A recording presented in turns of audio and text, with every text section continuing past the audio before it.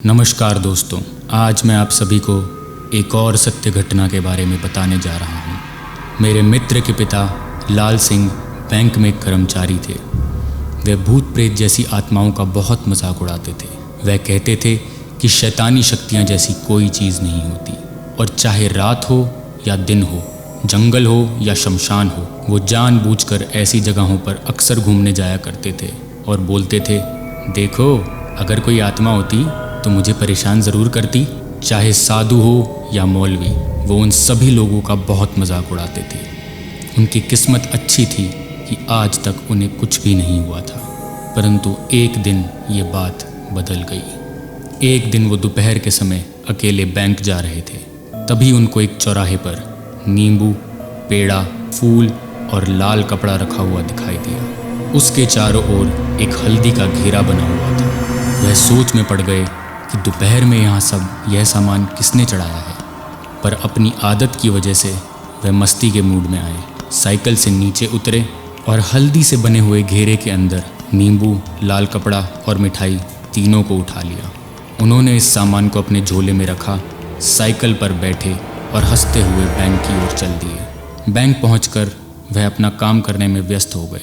जब lunch time हुआ तो उन्होंने अपना लंच किया और उसके बाद उन्हें याद आया कि उनके झोले में मिठाई और नींबू भी पड़ा हुआ है। उन्होंने अपने झोले से नींबू और मिठाई को निकाला। नींबू तो उन्हें व्यर्थ लगा, पर उन्होंने सोचा क्यों ना इस मिठाई को खा लिया जाए।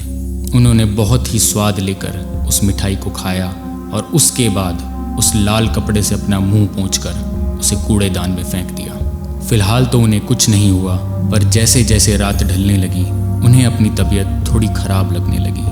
जब वे अपने घर पहुंचे तो उनका सर भारी होने लगा और उन्हें थोड़े थोड़े चक्कर आने लगे।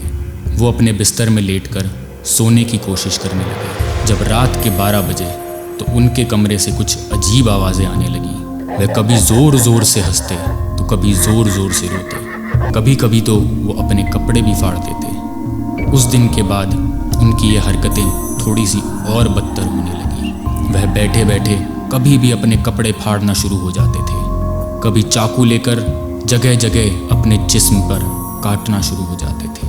कभी कलाई पर, कभी घुटने पर, कभी जांघ पर, कभी पेट पर। और बाद में जब उनसे कोई पूछता कि आप ये क्या कर रहे हैं, तो उन्हें कुछ भी याद नहीं रहता। एक दिन तो उन्होंने हद ही कर दी। वह अपने कमरे में अपने गले में फंदा डालकर खड़े हो गए और ज़ोर ज़ोर से रोने लगे।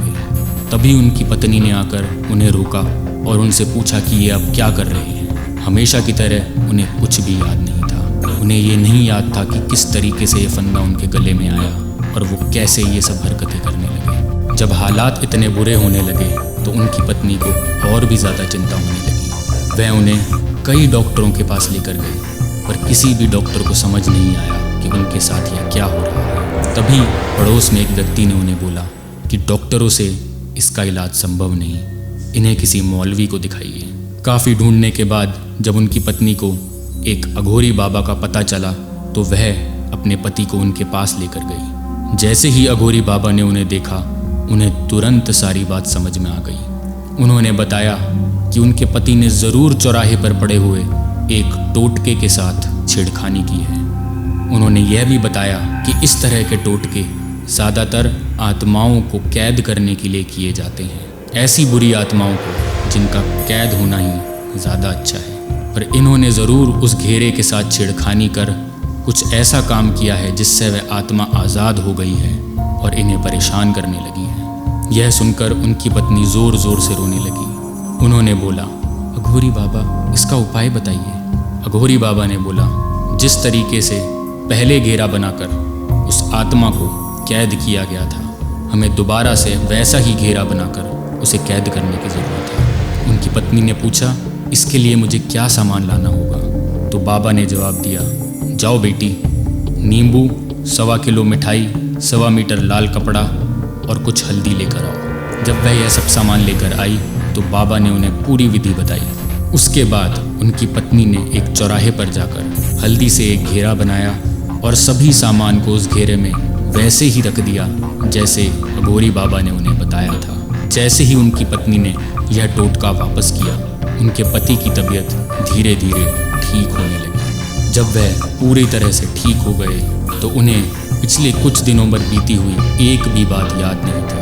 वह सब कुछ भूल चुके थे। उनके परिवार ने जब उन्हें इन सब चीज़ों के बारे में बताया तो वह दंग ही रह गए। उस दिन के बाद से लाल सिंह जी ने भूत प्रेतों का मजाक उड़ाना बिल्कुल छोड़ दिया।